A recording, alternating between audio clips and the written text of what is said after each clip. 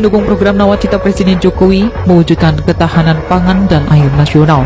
Kementerian Pekerjaan Umum dan Perumahan Rakyat PUPR telah menyelesaikan 3 bendungan baru. 3 bendungan multifungsi telah dilakukan pengisian air awal atau infunding pada Juni 2021 untuk meningkatkan suplai air irigasi pertanian di Provinsi Lumbung Pangan Nasional, yakni Bendungan Waise Kampung di Kabupaten Peisengu, Provinsi Lampung, Bendungan Pasir Loreng di Kabupaten Wajo, Provinsi Sulawesi Selatan, dan Bendungan Kuningan di Kabupaten Kuningan, Provinsi Jawa Barat. Staf ahli Menteri PUPR bidang teknologi, industri, dan lingkungan sekaligus juru bicara Kementerian PUPR Endra S. Atmawijaya mengatakan pembangunan ketiga bendungan tersebut merupakan program strategis nasional yang bertujuan menambah tampungan air hingga kontinuitas suplai air irigasi ke lumbung-lumbung pangan nasional terjaga. Pembangunan bendungan harus diikuti dengan pembangunan jaringan irigasinya, sehingga dengan adanya suplai air yang kontinu dari bendungan, petani yang sebelumnya hanya 1 kali tanam setahun bisa bertambah menjadi 2-3 kali tanam setahun.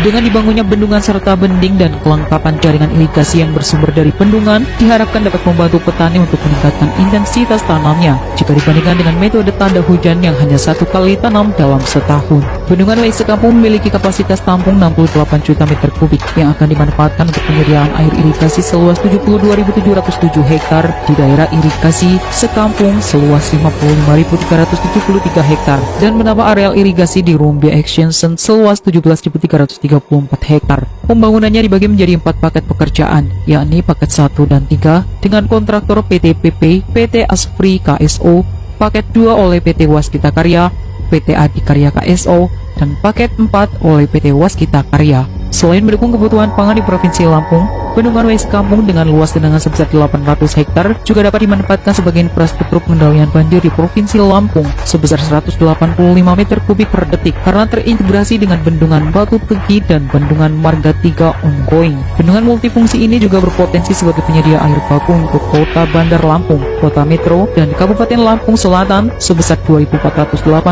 liter per detik. Tenaga listrik sebesar 5,4 MW serta menjadi objek wisata di Kabupaten Pringsewu. Selanjutnya Bendungan Pasir Loreng dibangun dengan kapasitas tampung 138 juta meter kubik dan luas genangan 169 hektar.